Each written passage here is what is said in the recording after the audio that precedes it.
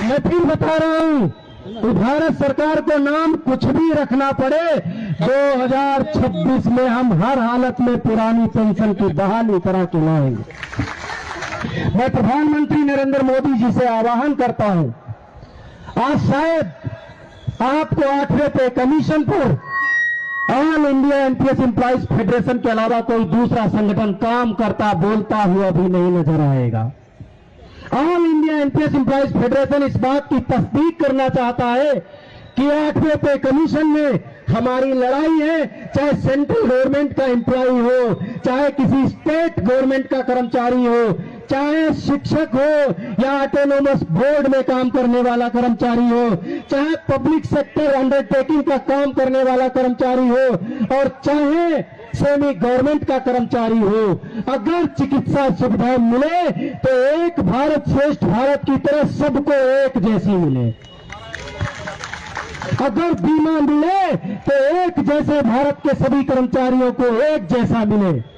और जो समस्याएं केंद्र से ताल्लुक रखती हैं, माननीय नरेंद्र मोदी जी के साथ आप अपना डेलीगेशन भेजिए और 8वें पे कमीशन में उन समस्याओं का निस्तारण करिए, वरना नए साल का आंदोलन भोपाल से होते हुए दिल्ली तक जाएगा। 8वें पे कमीशन की रिपोर्ट जब लागू होगी तो इस समाधान के साथ आएगी। बीजीएचएस हो, सीजीएचएस हो या state government employees medical facility हो, पूरे भारत में एक जैसी लागू होगी। इस बात की मैं तस्दीक कराने के लिए आया हूं। जब तक सड़कों पर लेटोगे नहीं, जब तक सड़कों पर निखरोगे नहीं, तब तक ये सरकारें गूंगी बहरी बनी रहती हैं, इनको सुनाई नहीं पड़ता, इनके मुंह से कोई आवाज नहीं निकलती।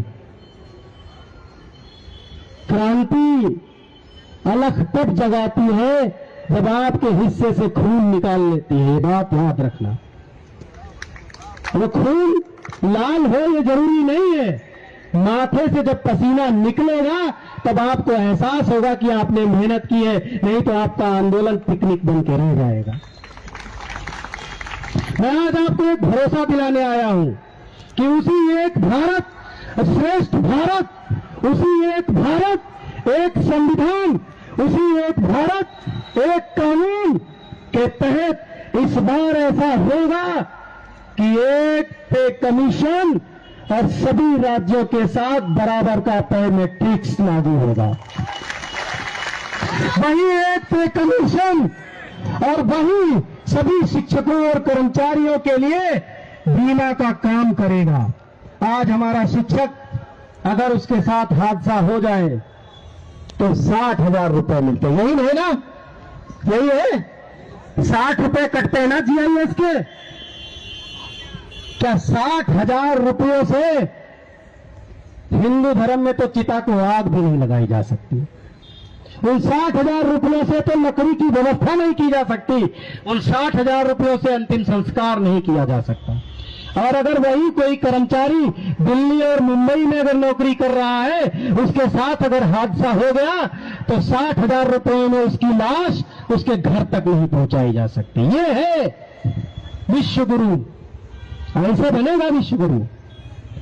शिक्षकों और कर्मचारियों के शोषण पर बनेगा क्या विश्व गुरु? आवाज दो, क्या शोषण करके विश्व गुरु बन सकता है भारत? जब तक शिक्षक परेशान है, भारत कभी विश्व गुरु नहीं बन सकता। भारत को अगर कोई विश्व गुरु बनाएगा तो इस देश का शिक्षक समाज भी विश्व गुरु बनाएगा। भारत को कोई अगर विकसित अर्थव्यवस्था बनाएगा तो इस देश का शिक्षक समाज बनाएगा, दूसरा कोई समाज बनाने वाला नहीं है। मैं प्रधानमंत्री नरेंद्र मोदी जी से आह्वान करता हूं, आज शायद आपको 8वें पे कमीशन पर all India NPS employees federation के अलावा कोई दूसरा संगठन काम करता बोलता हुआ भी नहीं नजर आएगा।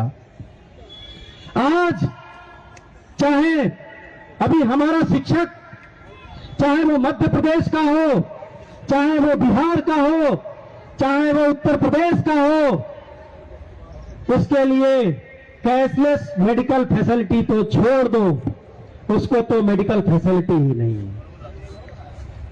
बताइए है क्या कहीं मेडिकल फैसिलिटी? जो आप चले जाओ किसी अच्छे भारत सरकार